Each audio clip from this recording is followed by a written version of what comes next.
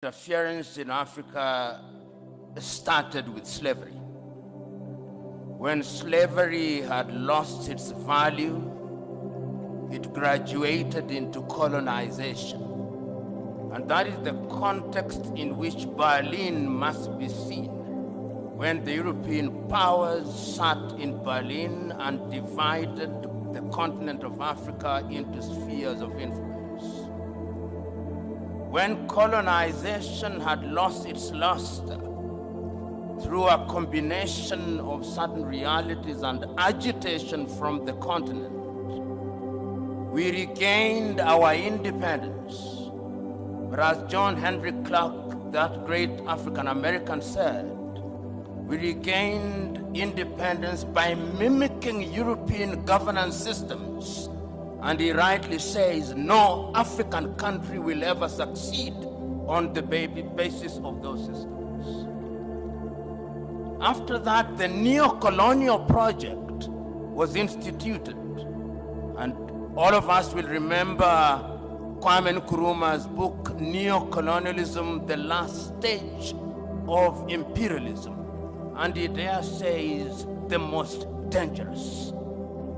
We are now in a neo-colonial stage when the European powers are at their most diabolical, when the Americans are at their most diabolical. And it's not lost on me that they'll be meeting in Hiroshima next week as the G7. And how do they interfere? They interfere militarily.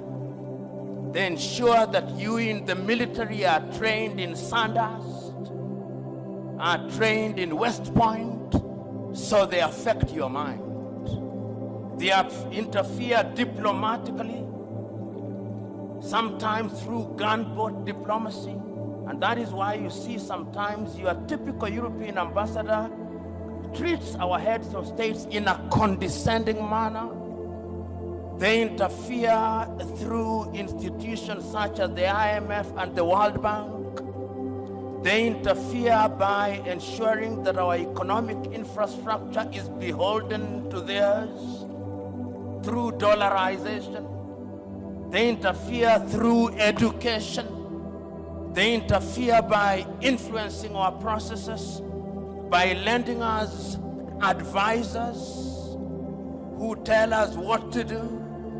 The neo-colonial project is alive and well, and it is at its most dangerous, and we Africans must smell the coffee.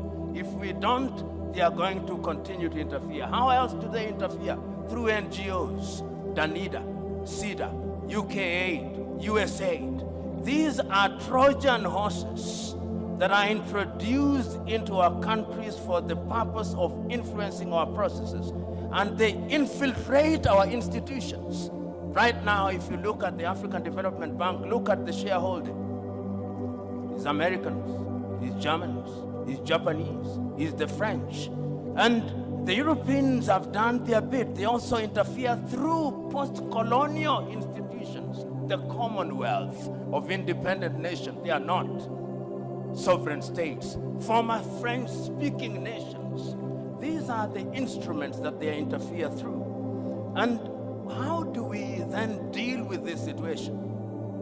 We Africans must now begin to recognize, and this was recognized as early as 1963, and the chair of the commission is here. They'll be celebrating 60 years in Addis Ababa, Ethiopia. And 60 years ago, on the 24th day of May, Kwame Nkrumah warned us.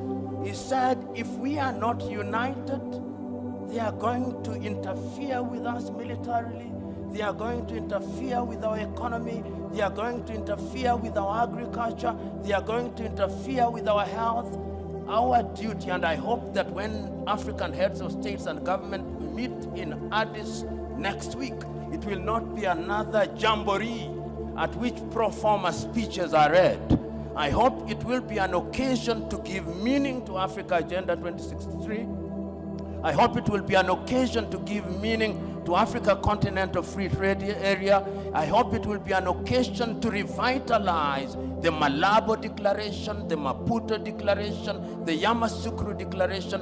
In other words, we Africans, as I conclude, we Africans must stop operating in silos.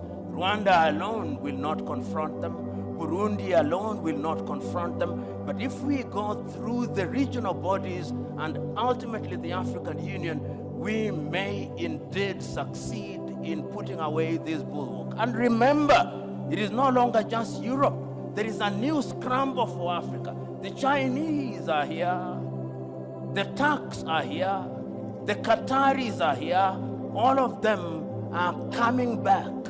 And the military bases that you see here is telling you that if you don't behave, we are going to use force.